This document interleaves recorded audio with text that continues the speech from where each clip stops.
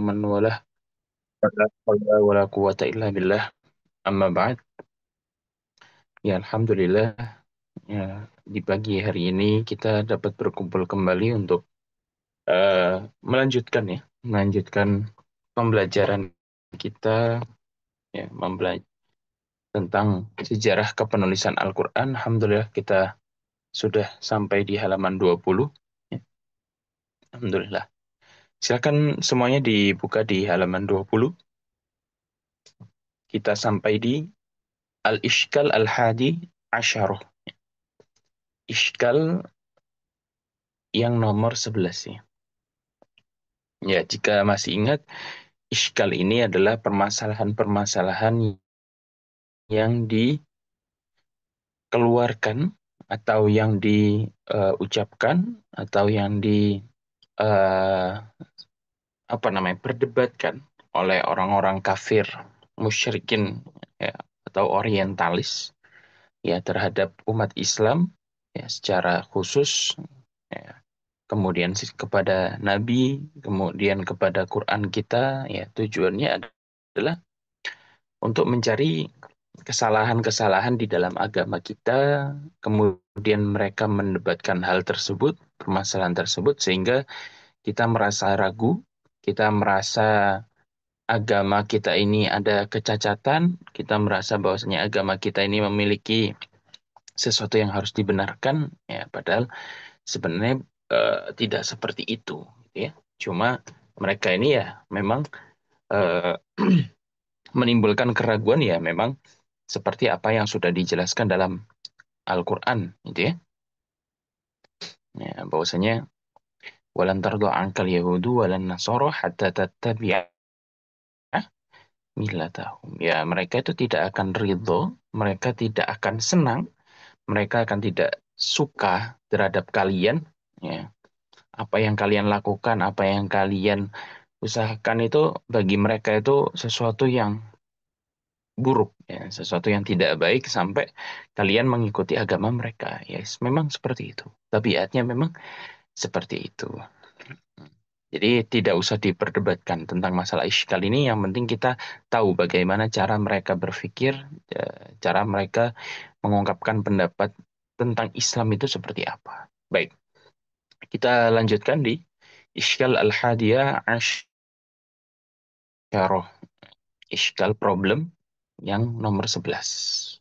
وماذا قصد زيد بن ثابت حينما قال حتى وجدت من سورة التوبة آيتين مع خزيمة الأنصاري لم أجدهما مع أحد غيره لقد جاءكم رسول من أنفسكم عزيز عليه ما عنتم حريص عليكم إلى آخرهما هل نسيهما المسلمون كلهم وفيهم أبو بكر وعمر وفيهم عثمان وعلي وفيهم مئات من الصحابة الذين كانت تتجافى جنوبهم عن المضاجع وكانوا يحيون لياليهم بالقرآن ويقضون نهارهم مع القرآن يتدارسونه فيما بينهم هل نسي هؤلاء كلهم تلك الآيتين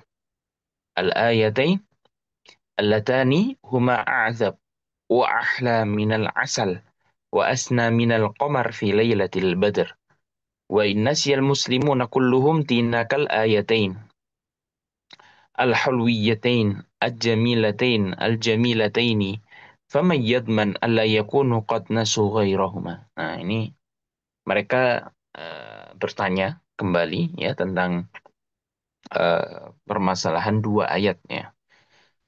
Kemudian, ya, kata mereka, apa yang dimaksud oleh Zaid ibn Thabit, ya, ketika dia mengatakan sehingga aku temukan dari surat Taubah dua ayat yang hanya berada pada Khuzaimah, sahabat Khuzaimah Al-Ansari, yang tidak aku temukan pada seseorang pun selain dirinya. Apa saja ayat yang hanya berada pada sahabat Khuzaimah Al-Ansari yang tidak terdapat pada sahabat-sahabat lain? Yani ayat laqad ja'akum rasulun min anfusikum azizun 'alaihi ma 'anittum harisun 'alaikum. Sampai sampai akhir dari kedua ayat ini. Tentu kita sudah mengetahui bahwasanya kenapa sahabat itu tidak apa namanya, tidak menghafal semua ayat ya. Yang pertama adalah karena belum ditadwin atau dibukukan. Jadi ngafal Quran itu bagi mereka adalah ketika mereka mendengarkan dari Nabi Shallallahu Alaihi Wasallam, mereka kumpul dengan Nabi mendengarkan suatu ayat kemudian mereka hafalkan. Ya, jadi mereka bukan menghafal apa namanya eh, ayat itu seperti halnya kita membaca dan juga menghafal ayat Al-Quran dari mushaf Quran itu sendiri mulai dari Al-Fatihah hingga An-Nas. Tapi mereka menghafal melalui ketika mereka ya mengaji kepada Rasulullah ketika ada ayat turun mereka baru menghafal. Jadi menghafal Qurannya random. Kemudian yang kedua, wahyu itu kita tidak tahu kapan turunnya. Mungkin saja wahyu itu turun ketika Rasulullah Shallallahu Alaihi Wasallam bersama dengan para sahabatnya di tengah-tengah masjid. Maka semuanya pun pasti mendengar tentang ayat tersebut. Tapi bagaimana kiranya ketika Rasulullah Shallallahu Alaihi Wasallam mendapatkan wahyu di tengah-tengah gurun pasir, yang saat itu beliau cuma bersama dengan salah satu sahabatnya. Ya tentu yang mengetahui dan mendengarkan ayat ini ya hanya sahabat tersebut. Ya. Jadi bukan hal yang mustahil ya ketika kita temukan bahwasanya ayat ini hanya terdapat pada salah satu sahabat.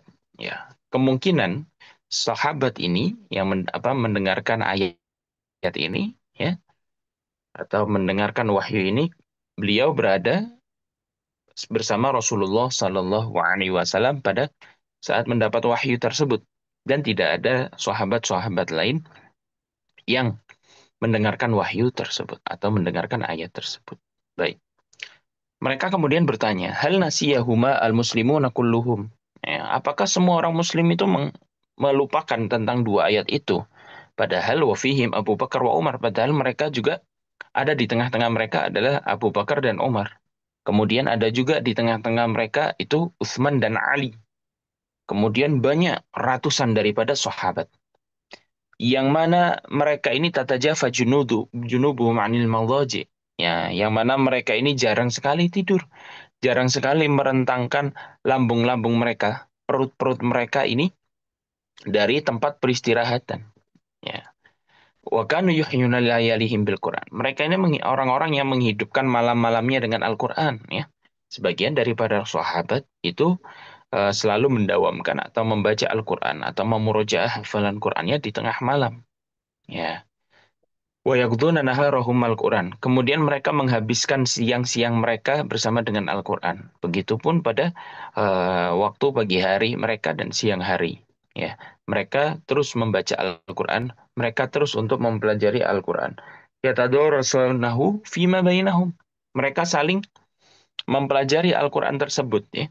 Sahabat mengajari sahabat yang lain. Atau mereka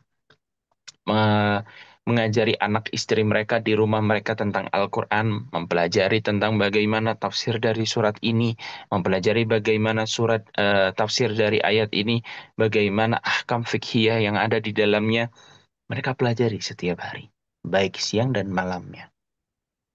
Apakah hal nasiyah haulai kulluhum tinakal ayatin? Apakah mereka ini semua orang-orang ini sahabat itu melupakan dua ayat ini? Yang mana dua ayat ini itu termasuk suatu ayat yang sangat melegakan ketika dibaca. Sangat manis. Ya, bahkan dikatakan lebih manis dari suatu madu. Kemudian lebih terang daripada suatu bulan yang berada pada Lailatul Badr ketika malam Lailatul Qadar. Wa innasiyal muslimuna kulluhum tinakal ayatain. Kalau saja ya semua orang muslim itu melupakan dua ayat ini ya yang terasa manis, yang terasa indah ya susunan kalimatnya. Maka siapa yang bisa menjamin ya tidak ada lagi ayat lain yang mereka lupakan. Nah, ini suatu keraguan yang luar biasa yang di apa namanya yang diucapkan oleh seorang orientalis atau orang-orang kafir zaman sekarang kepada Islamnya. Iskal Atsani Asyarah. Silakan dibuka di halaman 21 sekarang ya. Iskal Atsani Asyarah, iskal atau permasalahan yang ke-12. Baik.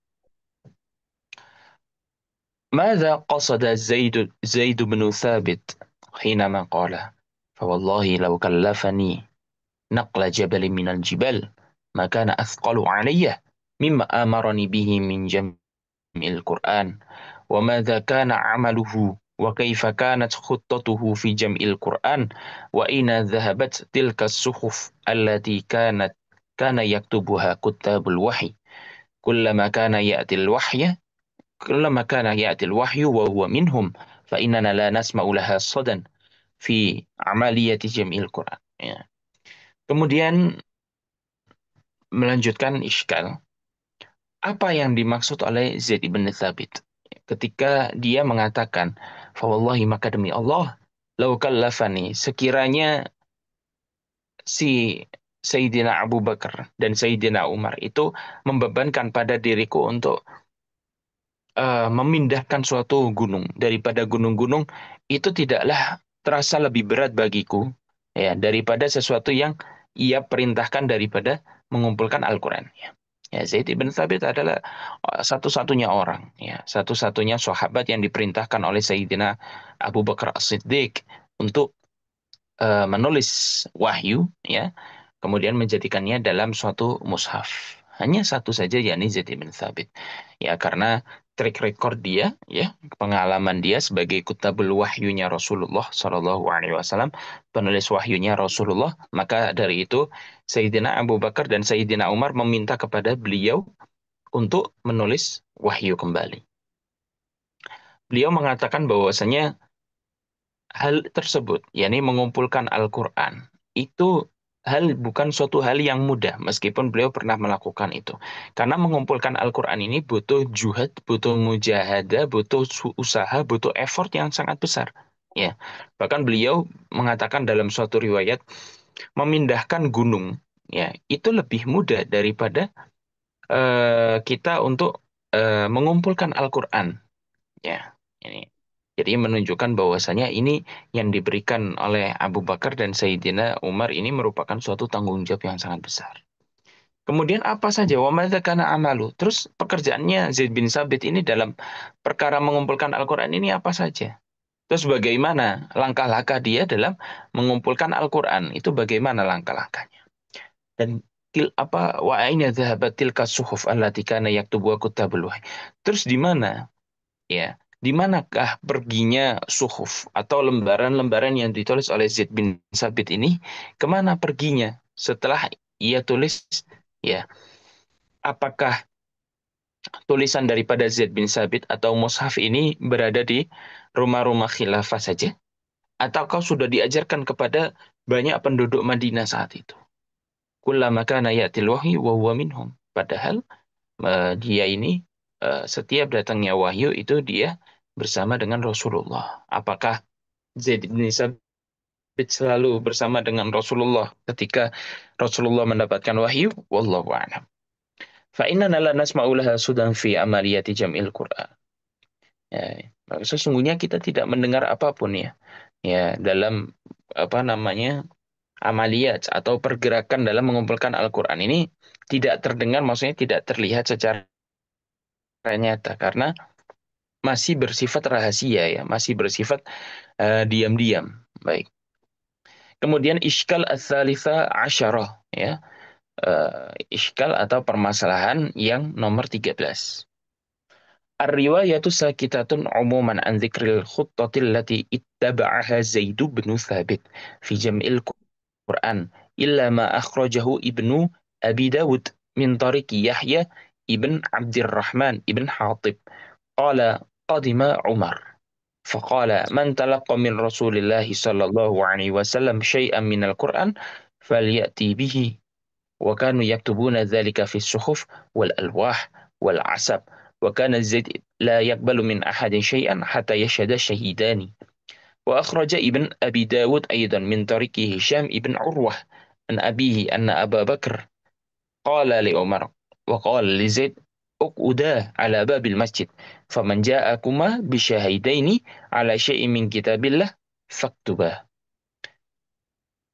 Riwayat-riwayat dalam hadis itu tidak banyak membicarakan tentang kepenulisan Al-Quran di masa Abu Bakar yang dilakukan oleh Zaid ibn Thabit. Kemudian banyak riwayat yang tidak menjelaskan bagaimana khutoh atau tata cara pelaksanaan ya dalam mengumpulkan Al-Quran yang dilakukan oleh Zaid ibn Thabit. Ya. Apakah Zaid ibn Thabit ini bagaimana cara ketika mengumpulkan Al-Quran? Step-stepnya seperti apa? Ya, itu tidak banyak diketahui oleh kita melalui riwayat. Kecuali riwayat yang sangat sedikit. Seperti riwayat yang ditakhrij oleh Ibn Abi Dawud dari Tariq atau jalan ya Yahya ibn Abdurrahman bin Hatib. Ia mengatakan bahwasanya ketika Umar itu datang, qadima Umar, ketika Umar datang, ia mengatakan, "Man talaqqa min Rasulillah sallallahu alaihi wasallam syai'an minal Qur'an falyati bihi." Barang siapa yang mendapatkan atau mempelajari, mentalakikan sesuatu dari Rasulullah sallallahu alaihi wasallam, maksudnya dia mendapatkan wahyu dari Rasulullah sallallahu alaihi wasallam dan mempelajari wahyu tersebut. Faliyati bihi, maka hendaklah dia datang terhadap Sayyidina Umar. Ya, barang siapa sahabat ya, siapapun yang mendapatkan wahyu harus datang kepada Sayyidina Umar. Wa kanu yaktubuna dzalika fis suhufi wal alwa wal ansab. Karena Sayyidina Umar pun tahu bahwasanya mereka ketika mempelajari Al-Qur'an ini, mempelajari wahyu yang turun itu tidak langsung mereka hafal, tapi mereka pasti tulis dalam lembaran-lembaran wal alwah, kemudian di papan-papan wal asab dan di kayu-kayu. Ya, ini menunjukkan bahwasanya Sayyidina Umar juga memiliki andil dalam hal apa namanya mengumpulkan Quran oleh Zaid bin Thabit. Wa kana Zaid la yaqbalu min ahadin syai'an hatta yashhada syahidaini. Ya, kemudian Zaid juga tidak menerima wahyu atau ayat ya, untuk dikumpulkan dari seseorang pun kecuali telah bersaksi pada dirinya dua orang saksi. Ini menunjukkan bahwasanya dalam masalah pengumpulan Al-Quran, pengumpulan ayat-ayat Al-Quran dari para sahabat itu sesuatu yang sangat pelik ya, sesuatu yang membutuhkan effort yang sangat besar dan juga tidak apa ya dilakukan secara antah berantah atau ngawur ya.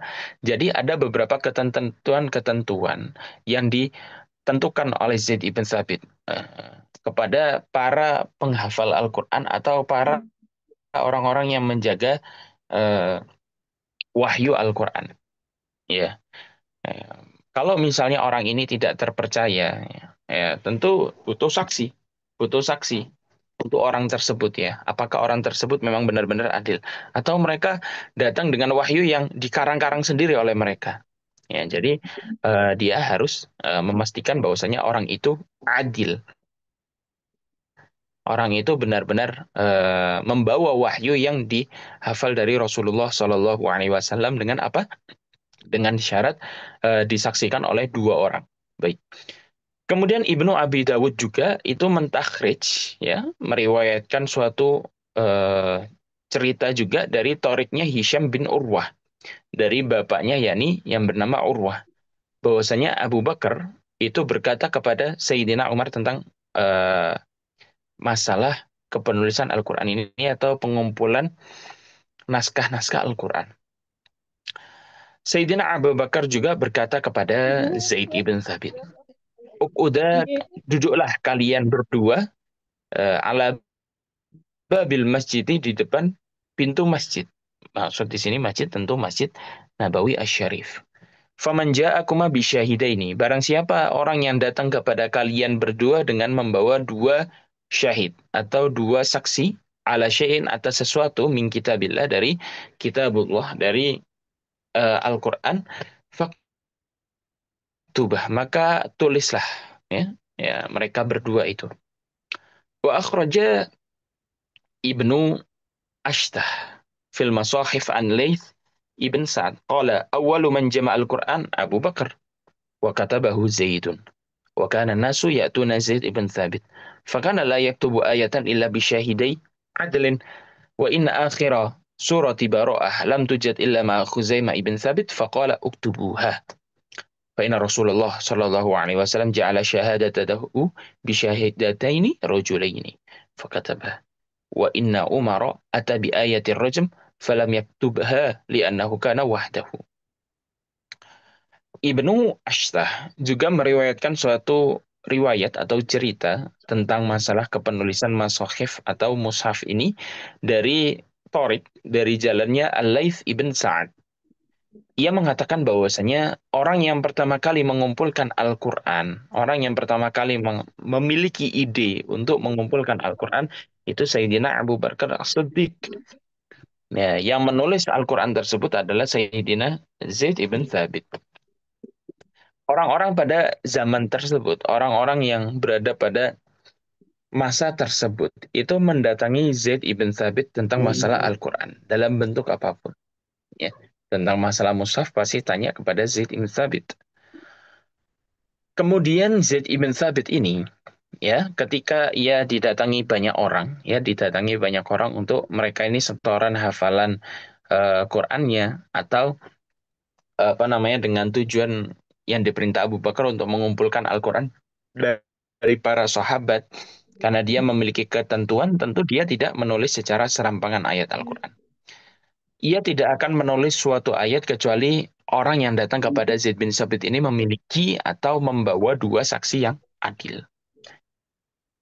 Dan sesungguhnya akhir daripada surat Baro'ah, yakni laqad ja'akum rasulun min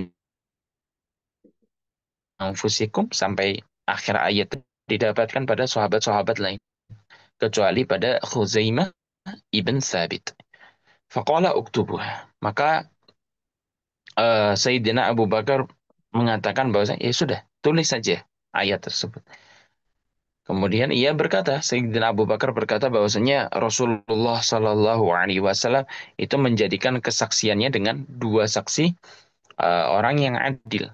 Ya, karena saat itu apa namanya Sayyidina Khuzaimah bin Thabit ini meskipun menghafal dirinya sendiri tapi membawa dua saksi yang adil yang menyatakan bahwasanya dia tidak mungkin mengarang ayat tersebut dan juga tidak mungkin ya, apa namanya beliau orang yang fasik dan lain sebagainya, makanya disaksikan dengan dua dua sahabat saja.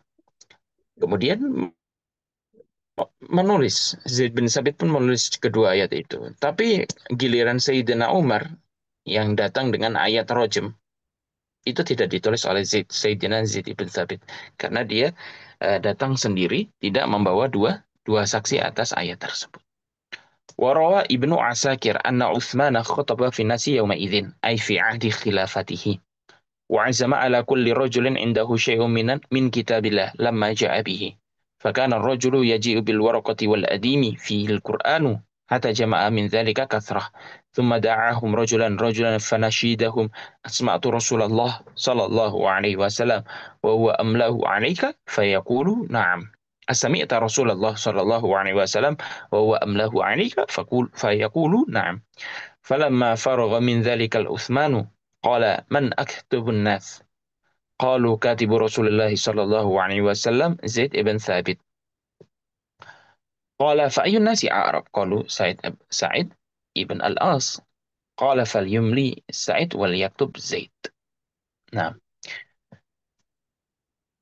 Ibnu Asakir, salah seorang mu'arikh, salah seorang ahli tarikh, ahli sejarah yang berasal dari Damaskus, Suriah, itu mengatakan dalam kitabnya bahwasanya ketika Sayyidina Utsman itu berkhutbah kepada para manusia ya pada hari tersebut ya dalam masa kepemimpinannya atau masa khilafahnya kemudian ia bertekad ia berniat ya atas setiap orang yang mana memiliki hafalan dari Al-Qur'an atau memiliki tulisan daripada Al-Qur'an ya untuk datang kepada dirinya Setiap rojul, setiap seseorang yang memiliki salinan kopian Al-Quran wahyu yang didengar dari Rasulullah Shallallahu Alaihi Wasallam berbondong-bondong datang kepada Sayyidina Utsman dengan membawa warokoh kertas-kertas wal adim dan kulit-kulit yang sudah disamak yang ditulis di atasnya Al-Quran. Sehingga Sayyidina Utsman ini mengumpulkan Al-Quran ini, kemudian yang kurang lengkap dipanggil semua orang satu persatu. Kemudian semua orang yang membawa Al-Quran tersebut, ya membawa kertas-kertas tersebut atau kulit-kulit yang berisikan Al-Quran tersebut, itu ditanyai, Asami ta Rasulullah Shallallahu Alaihi Wasallam. Apakah kamu benar-benar mendengar tentang wahyu ini, ayat Quran ini daripada Rasulullah Shallallahu Alaihi Wasallam? Kemudian ia menuliskan atau mendiktekan Al-Quran ini kepadamu. Mereka mengatakan, nah, iya. Falamma faragha min dzalika Utsmanu. Maka ketika sudah selesai perkara tersebut, ya, Sayyidina Utsman selesai dari perkara tersebut, ia mengatakan pada banyak orang, Man aktubun nas, siapa orang yang paling pandai dalam menulis dari sahabat-sahabat? Qalu katibu Rasulillah. Mereka mengatakan orang yang paling pintar dalam menulis tentu penulisnya Rasulullah Shallallahu Alaihi Wasallam yang bernama Zaid bin Thabit. Fayunasi Arab. Kemudian ia berkata, Sayyidina Utsman, kemudian siapa lagi manusia yang paling Arab? Maksudnya orang Arab yang paling fasih, ya, yang paling tahu tulisan Arab, kemudian tahu tentang gramatikal Arab. Qalu Sa'id ibn Al-As, ya, sahabat Sa'id ibn Al-As. Maka ia menyuruh, ya, ada kalimat perintah, falyumli Sa'id wal yaktub Zaid. Maka hendaklah yang mendiktikan, yang membaca itu adalah Sa'id ibn Al-As. Ya, kemudian yang menulis adalah Zaid. تلك الخطة التي اتبعها زيد بن ثابت واتبع خلفاء الراشدون في جمع القرآن كما وردت به الرواية. وهنا يختلج في الذهن سؤال: هل وصل إلينا القرآن عن طريق التواتر أم وصل عن طريق الأحد؟ إن كان جمع القرآن بشهادتين شهيدين وأحيانا بشهادة شاهد واحد كما فعل بخزيمة بن ثابت، فما معنى دعوى التواتر في أمر القرآن؟ وإن جاء سيدنا عمر بن الخطاب بآيات الرجم وهو مصر على كونهما من القرآن وهو رجل صارم صديق يرجح صدقه بالجبال، فإن لم تكتب فإن لم تكتب آية الرجم في القرآن ألا يكون ذلك مظنه للشك في كون القرآن محفوظا من النقصان. Ya. Kemudian hal tersebut itu adalah step-step yang diikuti oleh Zaid ibn Thabit, seorang katibu Rasulullah atau orang yang menulis dari wahyunya Allah Subhanahu wa taala.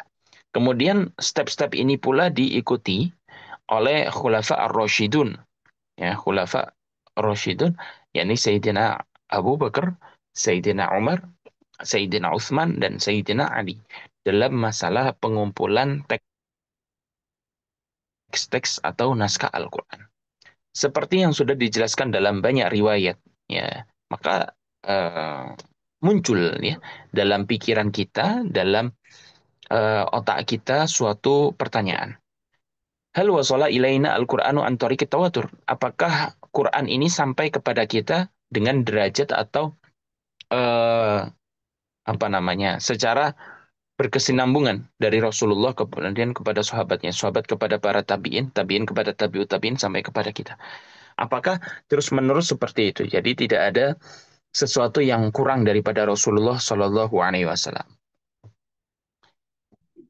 Tawatur sendiri dalam ilmu hadis, yakni ma rawahu jam'un an jam'in, sesuatu yang diriwayatkan dari banyak orang, lebih dari 3 orang, dari banyak orang pula. Jadi misalnya Rasulullah itu mengatakan kepada 100 sahabat.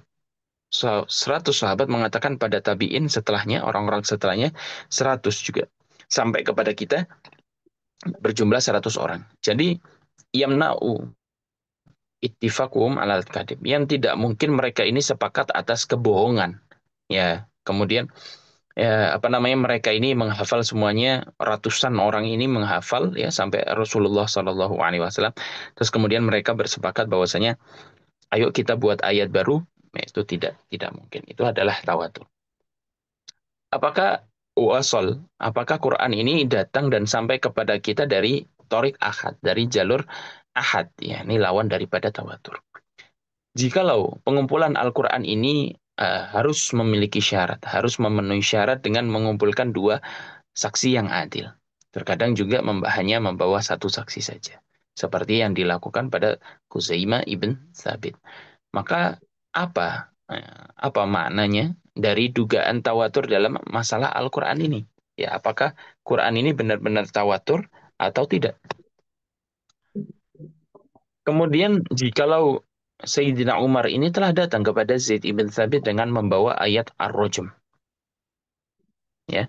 Kemudian dia sangat yakin betul bahwasanya ayat Ar-Rajm ini yang ia bawa merupakan sesuatu yang sesuatu dari Al-Qur'an atau ayat daripada Al-Qur'an. Kemudian kita tahu bahwasanya dia adalah seorang lelaki yang sharimun siddiq, tentu mereka tidak pernah berbohong. Sayyidina Umar ini tidak pernah berbohong, juga sangat-sangat jujur orangnya. Bahkan eh, kebenarannya itu bisa dipastikan dengan suatu jibal atau gunung-gunung. Maksudnya apa namanya, gunung itu bisa menjadi saksi atas kejujuran daripada Sayyidina Umar. Kalau saja ayat rojam yang dibawa oleh Sayyidina Umar kepada Sayyidina Zaid itu tidak ditulis, Allah yakuna dzalika. Tidakkah dari hal tersebut itu menjadi syak, menjadi keraguan bagi kita tentang posisi Al-Quran tersebut? Apakah ia benar-benar terjaga dari suatu kekurangan? Ya. Apakah apakah benar-benar Al-Quran ini merupakan sesuatu yang eh, apa namanya, tidak ada kekurangan sama sekali? Nah, ini apa namanya, dugaan daripada orang-orang kafir, ya, atau eh, orang-orang orientalis, orang-orang yang bukan Islam terhadap posisi Al-Quran itu sendiri. Nah,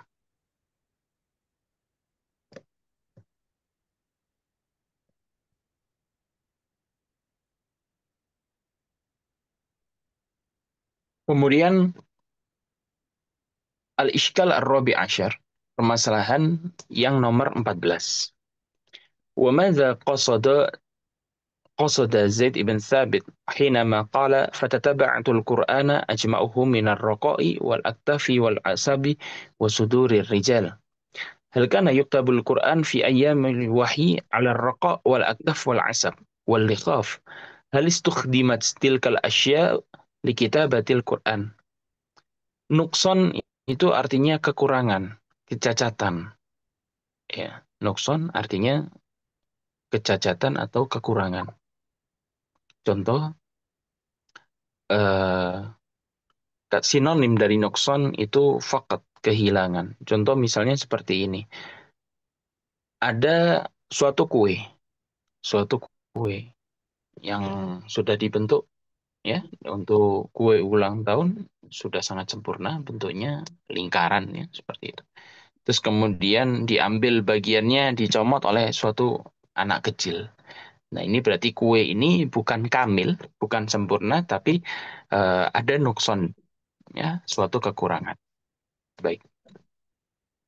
هل كان يكتب القرآن في أيام الوحي على الرقاء والأكتاف والعسف واللخاف؟ هل استخدمت تلك الأشياء لكتابة القرآن فقط أم استخدمت لكتابة أشياء الأخرى غير القرآن؟ هل كتبت المعلقات عشر أو قصائد فخول الشعراء العسب واللخاف؟ هل كانت الرسائل إلى الملوك والأمراء والأهود والمواثيق بين القبائل والعهود بين المسلمين واليهود والعهود والعهود بين المسلمين وقريش؟ هل كانت كلها تكتب على كسر الأكتاف وأضلاع الشاء؟ أي شيء كان يكتب على الأضلاع والأكتاف وعلى العسب واللخاف حتى يكتبوا عليها القرآن؟ إن هذه الأشياء ما كانت تعتبر أبدا من أدوات الكتابة عند العرب وما كتبوا عليها شيئا فكيف بالقرآن. Baik, ini apa namanya, permasalahan ke-14.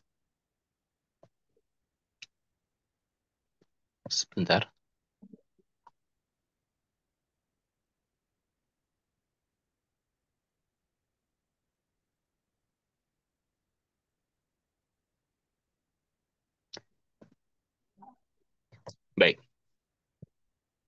Kemudian apa yang dimaksud oleh Sayyidina Zaid ibn Thabit ketika ia mengatakan, kemudian aku murojaah kembali, aku ikuti tentang perjalanan Quran ini. Aku mengumpulkan Quran-Quran ini dari rokok, ya. Maksudnya sesuatu yang tidak dikenal biasanya. Wal aktaf dari tulang-tulang. Wal asab dan juga dari pelepah-pelepah kurma. Dan juga dada para lelaki. Maksudnya ada hafalan mereka. Apakah Quran? Apakah Quran itu ditulis pada waktu turunnya wahyu tersebut atas rokok, ya, atas wal aktaf wal asab? Apakah ditulis di apa namanya tulang-tulang punuk unta, terus kemudian di pelepah kurma? Apakah Quran ditulis di atas demikian? Apakah ada sesuatu lain yang digunakan untuk menulis Al-Quran? Ya, apakah bahkan barang-barang ini yang telah disebutkan itu digunakan juga untuk selain Al-Quran, ditulis juga digunakan untuk menulis selain Al-Quran. Apakah mu'allaqat asyar, dan mu'allaqat asyar ini adalah 10 puisi daripada 10 orang yang sangat terkenal akan keindahan syairnya, salah satunya Labid, salah satunya Antara, Qais dan lain sebagainya, ya.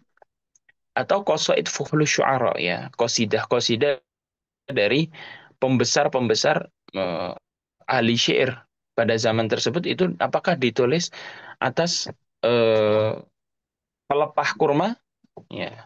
Apakah surat-surat kepada raja-raja, kepada para pemimpin-pemimpin, kemudian perjanjian antara Qabail atau kabilah-kabilah para kaum, kemudian perjanjian antara orang-orang Muslim dan juga orang-orang Yahud, dan juga perjanjian antara orang Muslimin dan juga Quraisy. Apakah semuanya itu juga ditulis ala kisaril aktaf, atas tulang-tulang, ya, atau tulang-tulang punuk unta? Apakah mereka ditulis semuanya itu ditulis atas barang-barang seperti ini? Ayu syai'in kana yaktubu alal adla wal aktaf. Barang apa saja yang ditulis atas punuk unta wal aktaf dan tulang-tulang hewan-hewan itu, walal asabi wal likhaf dan pelepah-pelepah kurma, sehingga ditulis atasnya Al-Quran. Apakah Quran ditulis di atas ini apa enggak? Terus kemudian kalaupun ada barang-barang ini, apa saja yang ditulis di atas barang tersebut? Inna hadhil asya' maka tutabaru abadan min adawati kitab. Padahal kita sudah tahu, ya, padahal kita sudah tahu bahwasanya barang-barang ini dianggap sama sekali bukan termasuk dari peralatan untuk menulis pada zaman tersebut menurut orang Arab. Kemudian orang Arab juga tidak pernah menulis sesuatu apapun di atas barang-barang ini menurut suatu riwayat. Maka bagaimana apa namanya hubungannya dengan Al-Qur'an? Bagaimana kondisi Al-Qur'an? Apakah ditulis juga di atas itu? Apakah tidak? Al-Ishkal al-Khamisa Asyarah. Ya, ini iskal terakhir yang kita baca, kita bahas pada pagi hari ini. Setelah ini akan saya buat sesi pertanyaan. Kalau misalnya yang belum jelas, ya akan saya jelaskan kembali. Ya. Silakan nanti diajukan pertanyaannya di kolom obrolan. Ya. Di kolom obrolan nanti akan saya jawab satu persatu. Iskal al-Khamisa Asyara, iskal yang ke-15. Al-Quranul Karim nafsuhu arsyada al-mu'minina ila ahsani syai'in yaktubunahu alaih. حينما قال والتور وكتاب مستور في رق منشور وكان الرق متوافرا عندهم وهو جلد رقيق كان يصنع للكتابة وكان يكتب فيه وكان أسهل في الكتابة وأسهل في القراءة وأسهل في الترتيب وأسهل في المراجعة وأسهل في الحمل والنقل فما الذي صرف المسلمين الرق إلى غيره. Permasalahan yang ke-15. Al-Quran Al-Karim, Quran sendiri, itu menunjukkan orang-orang mukmin pada sesuatu yang sangat sempurna, yang mereka tulis atas hal tersebut, atau barang tersebut. Ketika disebutkan dalam Al-Quran, وَالطُّورِ وَكِتَابٍ مَّسْطُورٍ وَفِي رَقٍّ مَّنشُورٍ. Nah, ada kata-kata rok. Fi rokim mansyur, dalam suatu kulit tipis yang disebarluaskan. Kata rok, rok ini ini apa namanya? Suatu jildun rokikun karena yasna'u lil kitabah. Suatu kulit yang sangat tipis, ya. Kulit tipis kemudian disamak gitu ya. Yang memang dicetak, yang memang dibuat untuk menulis pada zaman tersebut. Dan mutawafiran indahum dan banyak sekali orang-orang yang menulis di atas rok ini.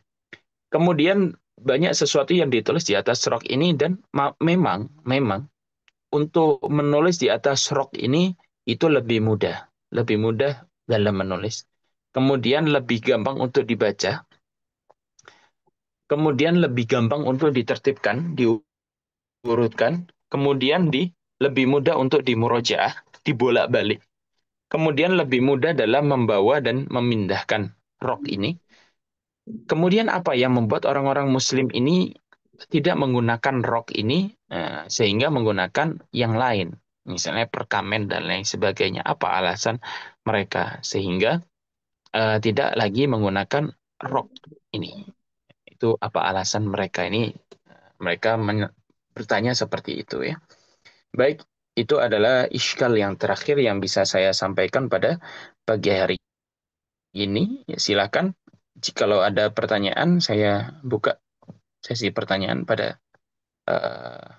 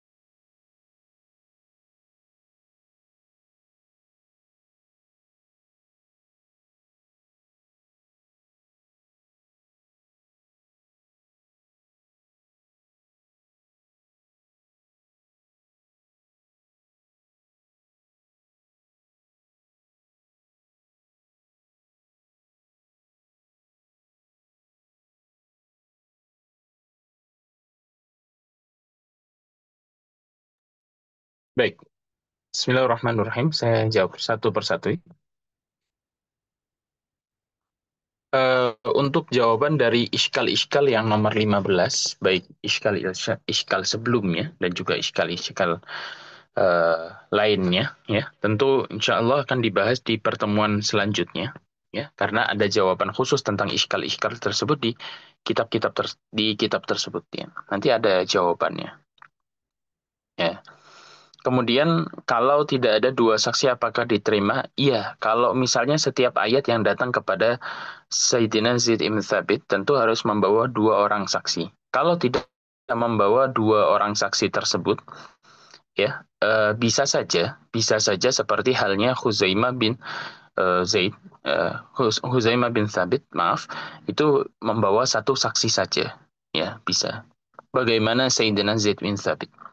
Kemudian eh,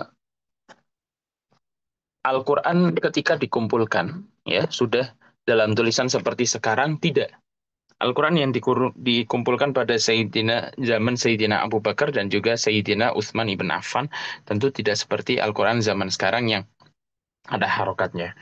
Sepanjang yang saya tahu, ya, mushaf yang dikumpulkan pada zaman Sayyidina Zaid ibn Thabit dan juga Sayyidina Abu Bakar, Sayyidina Umar, itu ya sudah.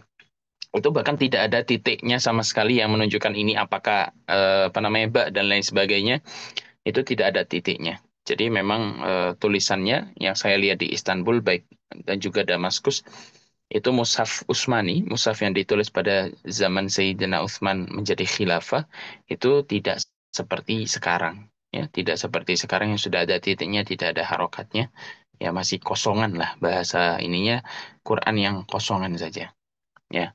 Kemudian untuk apa namanya eh, iskal, ya, iskal saya apa namanya rangkum, ya, bahwasanya iskal yang ke-11 itu membahas tentang bagaimana kiranya kalau misalnya surat Taubah tadi, ya, tentang apa ayat laqad ja'akum rasulun min anfusikum azizun alima anittum, itu kok bisa muslimin itu tidak mengetahui kedua ayat ini. Kenapa cuma ada di Sayyidina Khuzaimah Al-Ansari? Apakah semuanya tidak ada yang menghafal ayat tersebut? Ya, nah itu tentang iskal yang nomor 11. Kemudian iskal yang ke-12. Apa maksud daripada apa namanya perkataan Sayyidina Zaid bin Sabit kalau misalnya mengumpulkan Al-Quran itu sesuatu yang sangat berat bagi beliau, lebih mudah untuk memindahkan gunung daripada mengumpulkan Al-Quran. Terus kemudian suhuf yang telah dikumpulkan oleh Sayyidina Zaid bin Sabit itu perginya kemana? Ya, apakah cuma berada di rumah khilafah seperti pertemuan sebelumnya yang sudah kita bahas? Apakah sudah diberikan dan sudah diajarkan kepada para sahabat-sahabat yang lain? Kemudian iskal yang ke-13 bahwasanya apa step yang dilakukan oleh Sayyidina Ibn Sabit dalam masalah pengumpulan Al-Quran? Ya, apakah stepnya itu lewat riwayat yang sangat sedikit seperti dia harus mensyaratkan dua orang adil untuk bersaksi bahwasanya dia menghafal ayat tersebut dan mendapatkan wahyu tersebut dari Rasulullah. Terus kemudian apakah eh, boleh kalau misalnya dia tidak membawa dua saksi adil? Ya, itu bagaimana? Terus kemudian iskal yang ke-14 itu mengatakan bahwasanya apakah Al-Quran itu ditulis selain pada kertas-kertas atau perkamen? Apakah Quran itu ditulis atas punuk unta atau atas tulang-tulang ataukah atas pelepah pohon kurma? Ya, apakah Quran itu ditulis di barang-barang tersebut atau tidak? Kemudian yang ke-15 adalah tentang masalah rok, ya. Kenapa para sahabat, ya, ketika di zaman tersebut kata rok itu sudah terkenal, ya, suatu kulit tipis yang digunakan untuk menulis biasanya itu sudah terkenal pada zaman mereka. Kenapa mereka tidak menggunakan itu saja untuk menulis, ya, menulis. Ya, jadi kenapa mereka tidak menggunakan rok, ya, atau kulit tipis tersebut untuk menulis, ya. Insya Allah pertanyaan-pertanyaan itu akan kita bahas di pertemuan selanjutnya. Baik, silakan kalau ada yang bertanya lagi. Masih ada dua.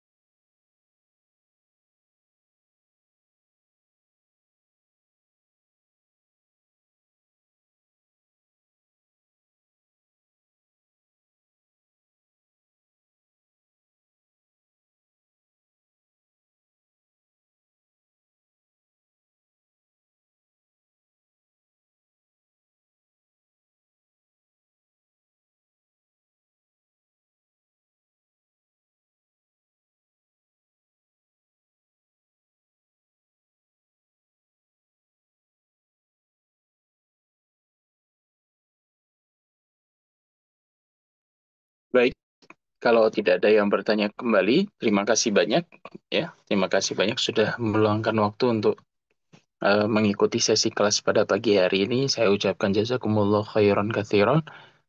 Wabillahi taufiq wal hidayah. Assalamualaikum warahmatullahi wabarakatuh.